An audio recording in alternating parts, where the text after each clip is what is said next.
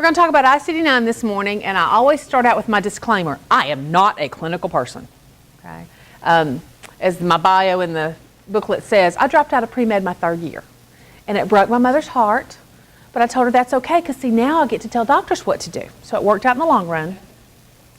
I'm not a clinical person, and a lot of what I'm going to tell you today is to help us bridge the difference between the clinical definition of a diagnosis or a problem and the coding definition. And there's a lot of those issues out there, and in my 2 sessions yesterday I had physicians in there and they were able to give some comments to sort of help us bridge that. But what we have to remember in doing this is physicians don't think about these things the same way we do, and we have to help them give us the right information to get the correct codes. And I'll tell you that this presentation is an adaptation of one that I do for physicians.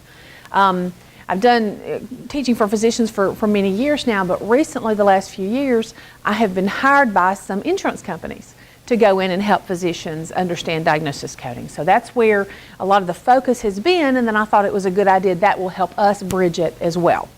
Why are we worried about ICD-9 coding now? Well, there's a couple different reasons we're worried about it.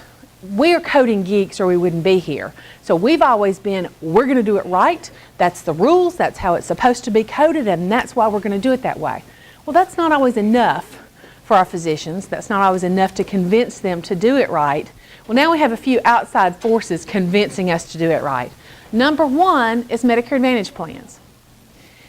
The Medicare Advantage plans, the Medicare HMOs, their money from CMS comes based solely on that patient's diagnosis codes for the past year.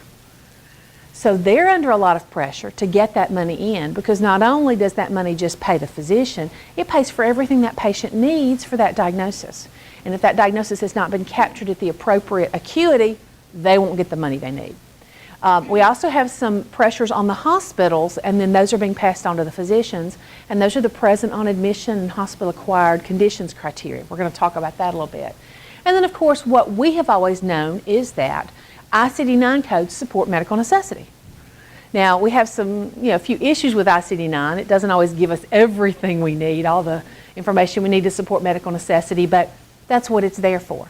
So I'm going to go through the steps to correct ICD-9 coding. If this were a basic ICD-9 course, we'd bring out our books and I'd make sure you look it up in the alpha section first, bless you, and then you go to the numeric section and then we'd go through all that. Well, this is more advanced. You know how to do that.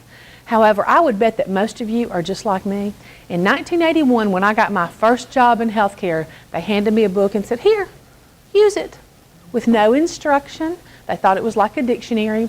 Anybody remember